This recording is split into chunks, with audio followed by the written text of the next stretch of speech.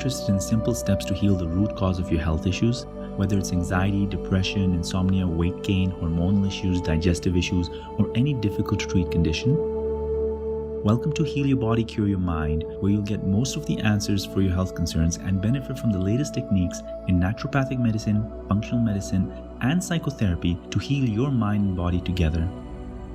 As a naturopathic doctor, psychotherapist, and best-selling author, I've also created a free ebook and online course for you at drameet.com. That's drameet.com,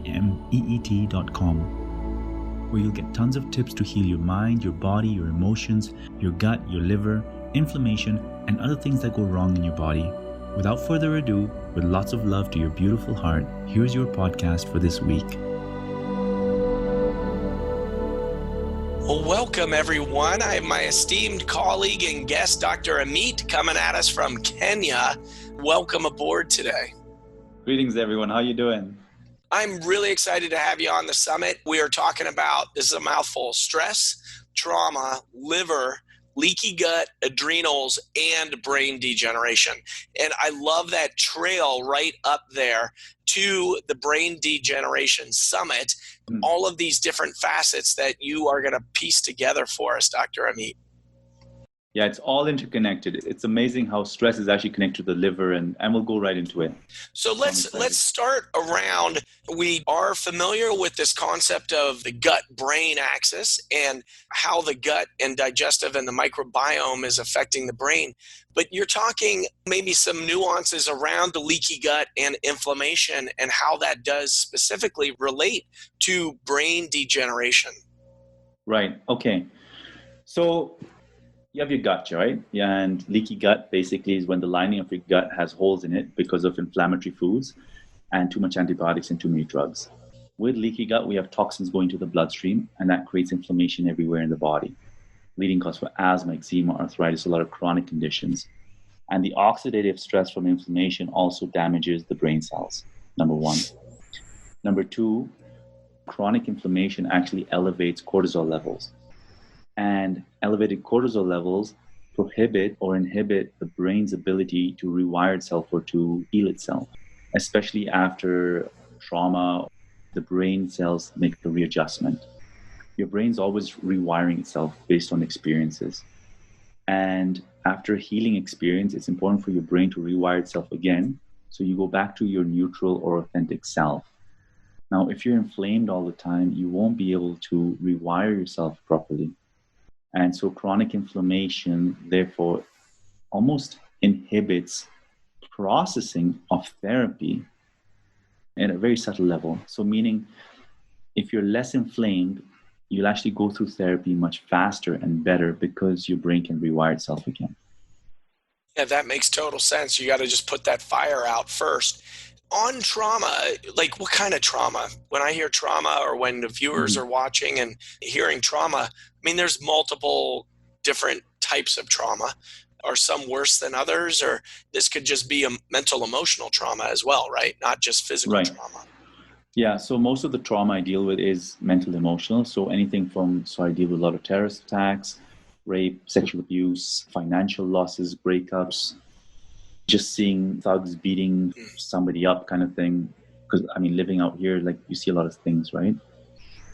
And so trauma is basically any uncomfortable or difficult experience where you feel threatened or helpless.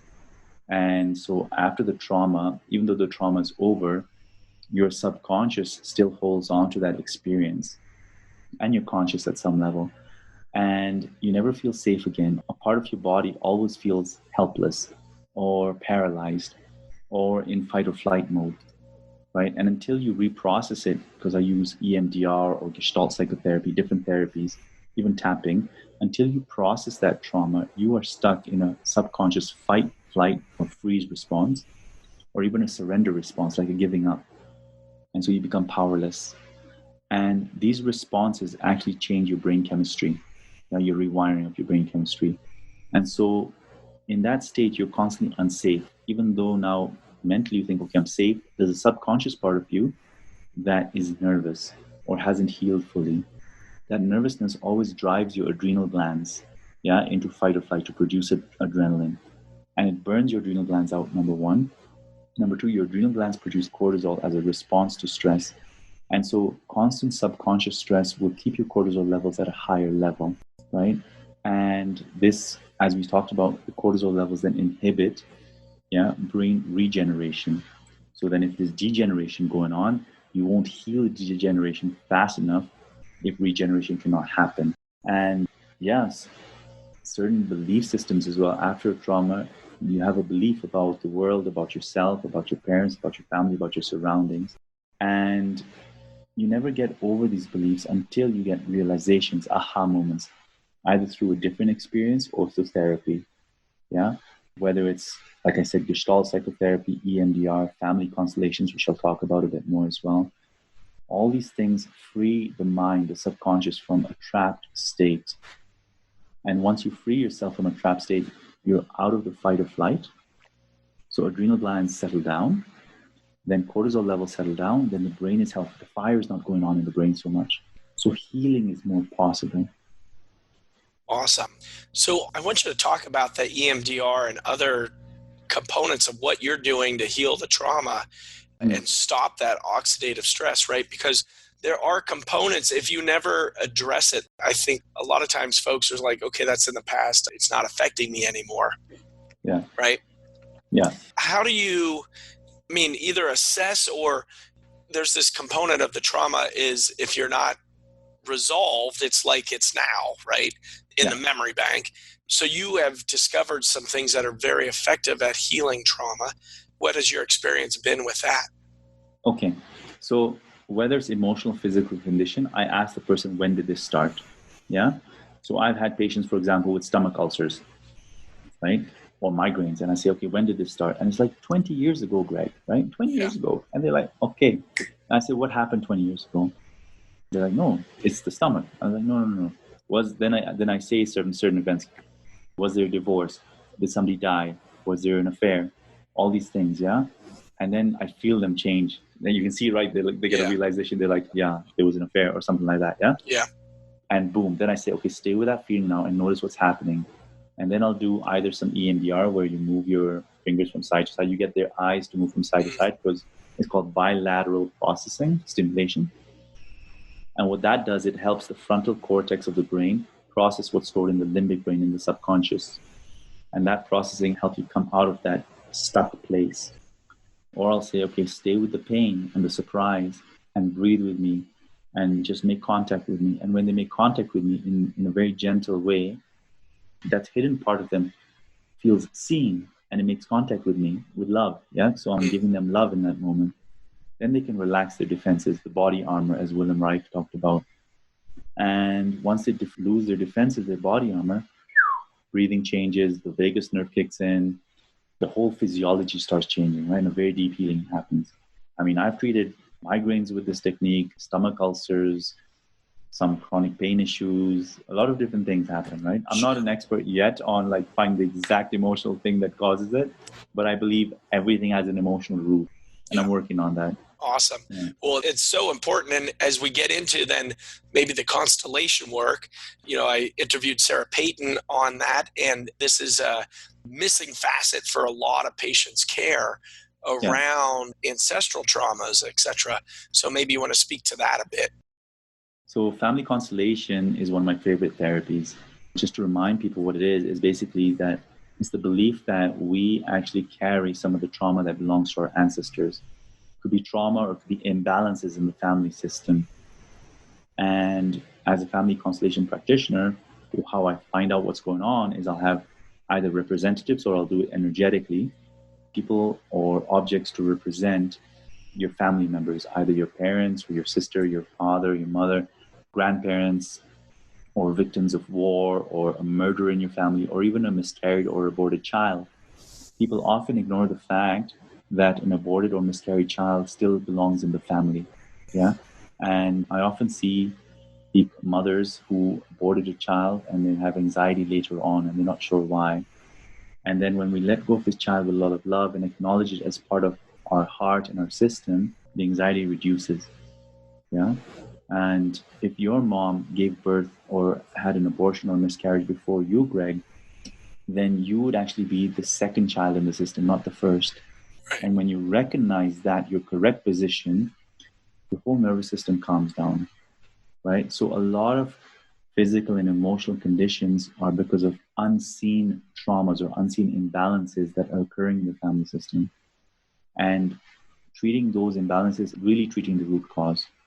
Yeah. So instead of just doing supplements and all that stuff, when you heal the emotional imbalance, boom, they need less intervention. They're more in balance with their spiritual energy.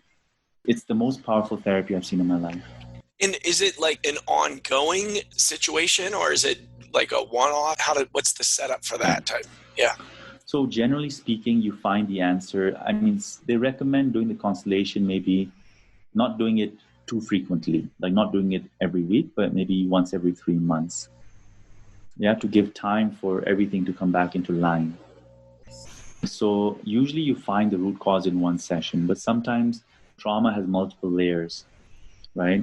And there's different facets. Like, for example, if my mom abandoned my father when I was very young and I protected my father, I became his partner kind of thing, I have a loyalty towards him. So in my subconscious, in my mind, in my child's brain, I am the parent to my father, which is very dysfunctional. Right. And the way I'll act with my girlfriend or other people is maybe more dominating, or I won't even have space for a healthy relationship because I'll always be preoccupied with my loyalty to my father. And when I can give back my father his power, his responsibility in his life, and say, look, I respect your fate. You're a man and you chose that woman before me, and I'm your son. Please bless me as I live my life. Wow, I get so much energy for myself. Yeah. Yeah. And then I can embrace a woman in my life. Yeah. And I can give her now my soul for a true partnership. And that makes a healthier relationship. And if I'm absent kind of thing, then my own children will suffer and get entangled with my preoccupation with my past. That's the spiritual aspect. Biologically speaking, what happens, and they saw this research, they did this research. So imagine 9/11, right? Pregnant women or any terrorist attack, pregnant women suddenly see a trauma, their cortisol levels go up, their adrenal glands keep on firing. So obviously that's going to change the baby's biochemistry, right? And so children born of mothers who are in some stressful event, their studies are showing that they're actually more prone to anxiety, OCD, and different mental disorders. Interesting. Yeah. Yeah. So there's a biological reason as well as a subconscious, I guess, for lack of a better word, spiritual connection to all these things. And so I want to go through this line. So you got the trauma component that leads into stress. The stress leads into inflammation, and the inflammation damages the brain.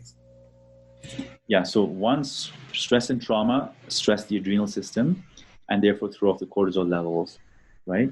Yeah. Inflammation is caused by improper food, diet, too many antibiotics, etc., which damage the gut. And that causes leaky gut. Toxins go into the bloodstream, cause inflammation everywhere. And that also causes the cortisol imbalance, which affects the brain. So we got two things: stress and trauma affecting cortisol levels, leaky gut affecting cortisol levels. And we haven't even talked about the liver yet. So we need to go into and that's liver. right where we're going. So perfect. Because everyone in that discussion is always about healing the gut, getting the inflammation down in the gut. And you've brought up a great point of what about the liver? So what about the liver, Dr. Ameet? So my book and online course actually focus on the liver and I'm actually releasing a new book on all the remedies for your liver. So lovely. Very delicately, the liver is the most beautiful organ, I think. It's the master organ according to Chinese medicine. Yeah, it controls hormonal balances, vitamin storage, immune cell activation, glucose and glycogen storage, fat, cholesterol metabolism, all these things, yeah? And our liver is constantly inundated by toxins. Yeah, it's processing everything that comes into your gut, everything from the environment, all the pesticides, everything. So your liver becomes stagnant, it produces less bile. With less bile, there's poor digestion, so more gas, bloating, constipation, and a worsening of leaky gut. Yeah, you need healthy bile salts to, of course, improve digestion. The good bacteria in your gut depend on healthy bile. So if your bile is not flowing well, you're going to get a dysbiosis, yeah, an imbalance of good flora. And then stress also, so in Chinese medicine, stress and frustration affect the liver. It contracts it. So people will get more irritable, more frustrated, and vice versa. If you are an irritable person or a frustrated person, or you have a lot of resentment, then your liver will also be affected. And when your liver is affected, you'll elicit those emotions. Yeah, it's a vicious cycle. Anyways, so you got liver stagnation contributing 2, of course, leaky gut, number 1. Number 2, with liver stagnation, remember, liver is processing all your cholesterol, yeah, and all your fats and lipids, and that's super important for brain function, right? All your phospholipids going into your brain. So if your liver is stagnant, you're going to have more free radicals floating around in your body, creating damage to fatty acid, all your lipids and stuff like that in your brain.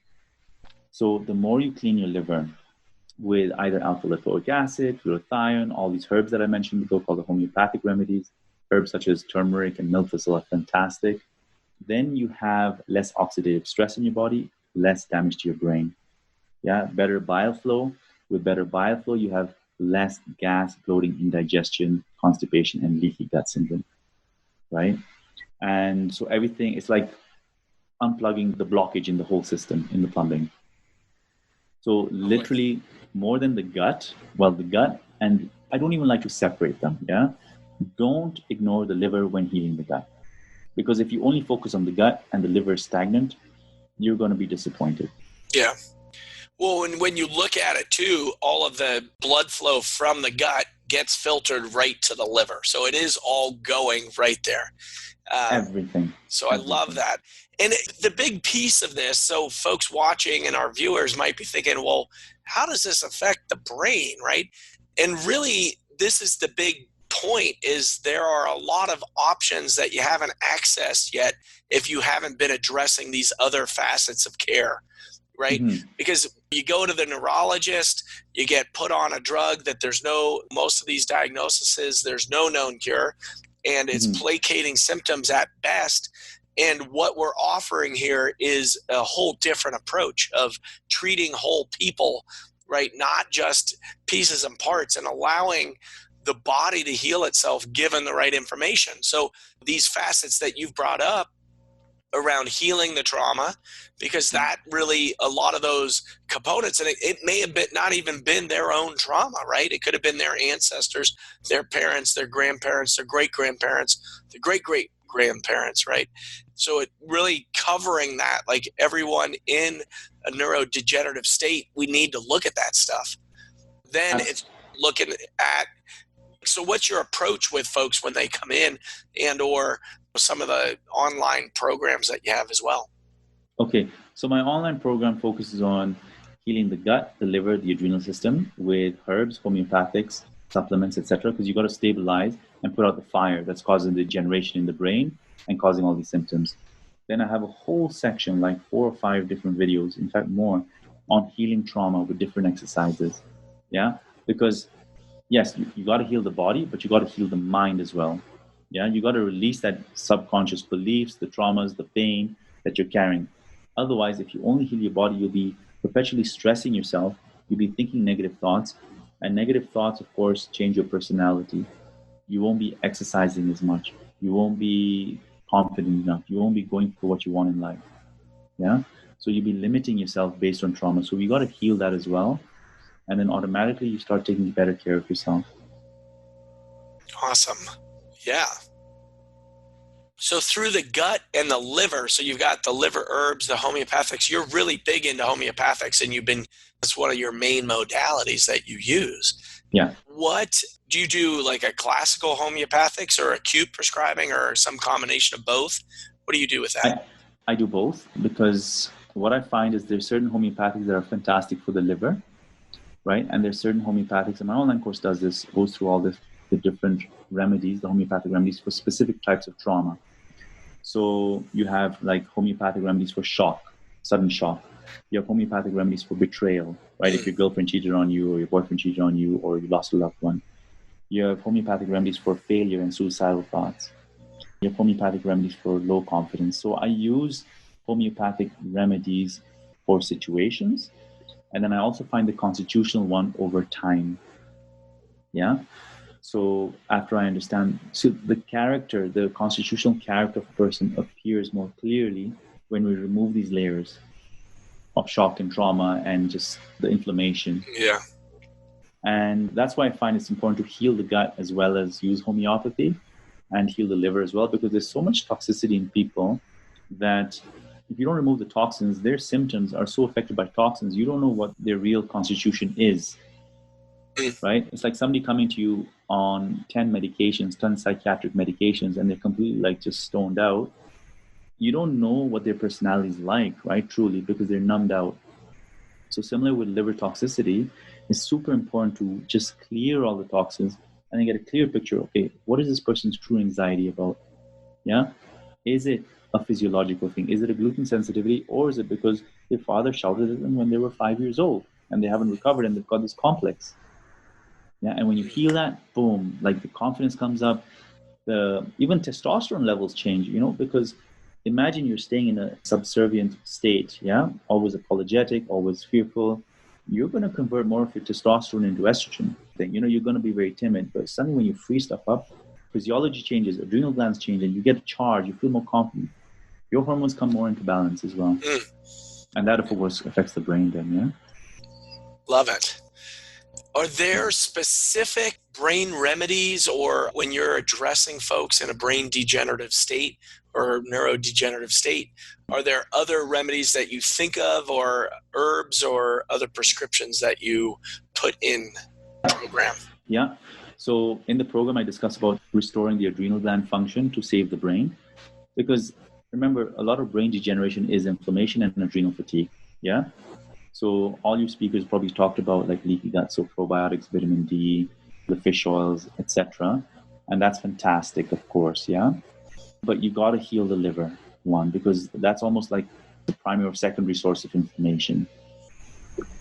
And then adrenal support is super important because a lot of people are burnt out and their adrenal glands are just wonky, yeah. So when you support the adrenal glands, I find the brain just recovers so fast because it's almost like the adrenal glands and the brain are one organ. And they are in a way, right? The hypothalamus pituitary adrenal axis is a very strong, how do I call it, link. Anytime somebody feels stressed or threatened, they produce adrenaline right away from the adrenal system, right? Yeah. And so when you support the adrenal glands and they feel more stable and resilient, then what happens is they calm down actually, right? So adrenal herbs are not only stimulating, but they're actually nourishing to the point where you feel more stable. And when somebody feels more stable, they have less anxiety. And with less anxiety, the brain almost feels safer to heal itself because it's not in protective mode. Yeah. And then, of course, I use the homeopathic remedies as well for shock and trauma and for adrenal fatigue. And one is phosphoric acid. I love using that one. But there's others in the course where we are really supporting the adrenal system to recover energetically. So coming out of that frenzy. And so I use the homeopathic to change the vibrations of the system. And when the frenzy has reduced, the adrenal glands are still depleted. And that's when you throw in the herbs like rhodiola, ashwagandha, whatever is needed to now nourish the body. It's like the food now. So homeopathy is almost like the counseling in a pill. You release the trauma with the homeopathy, and then you bring in the food and the nourishment so the body rebuilds itself. Oh, lovely. And there's other herbs people use to increase blood flow to the brain, like ginkgo and rosemary and things like that. I'll do that, of course, as supportive therapy, but I always really focus on first healing the pillars of health, the root cause, yeah, which is trauma, ancestral trauma, and then the gut, the liver, and the adrenal system. Lovely. Because then when you do that, you need less remedies over time then. Yeah. Yeah, that emphasis on the root cause, and you're really dialed it into what exactly you're seeing to get the most benefit for the most people. Absolutely. Is going at those core issues. Coming down the end here, is there anything else that you would like to share with our viewers and listeners out there around their brain health, healing, whatever comes to mind? Mm-hmm. Intuitively, what I'm drawn to say is self-forgiveness and love. So we have a lot of self-criticism going on in the body, negative thoughts, I'm not good enough, I need to be better, more successful, da, da, da. All this pressure on the mind is not good enough based on standards that the media is putting out there, personal growth courses, all these things, right? It's exhausting us. It's exhausting our nervous system. So I think self-love and self-forgiveness is such a healing experience that it takes your body out of fight or flight. Yeah? Because self-criticism, I believe, is strongly connected to autoimmune, right? Attacking the self.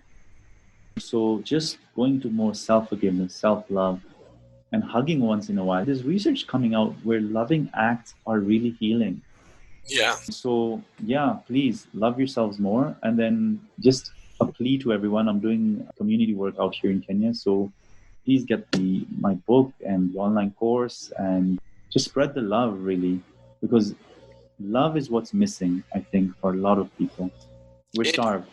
We are, and we do need more love. So I'm full on in alignment with you. I want you to talk about your work in Kenya, what you're doing.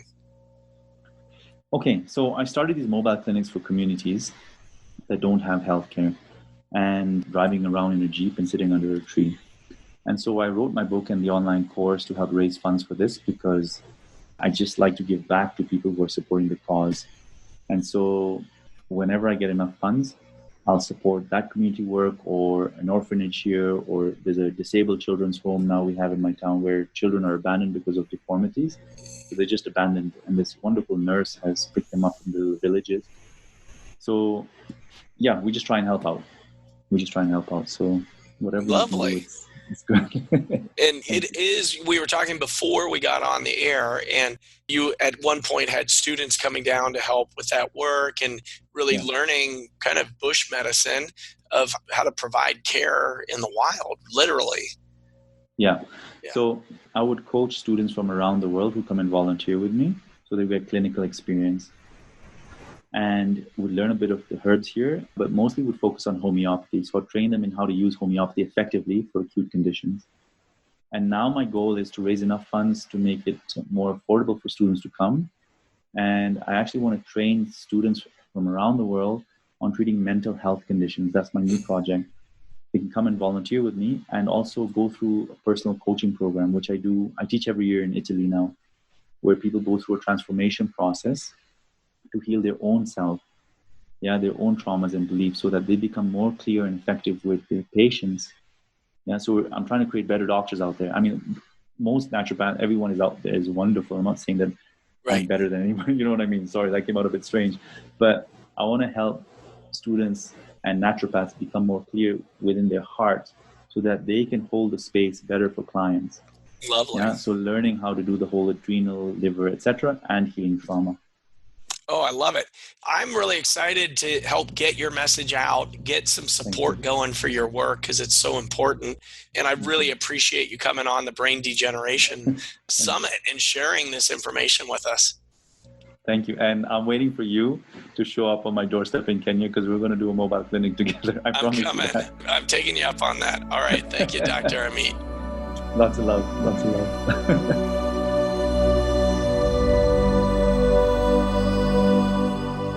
Thanks for listening. Remember, you can go deeper in your healing with amazing remedies and therapies covered in your free online course and ebook on drameet.com. That's drameet.com. Lots of love and thank you. God bless.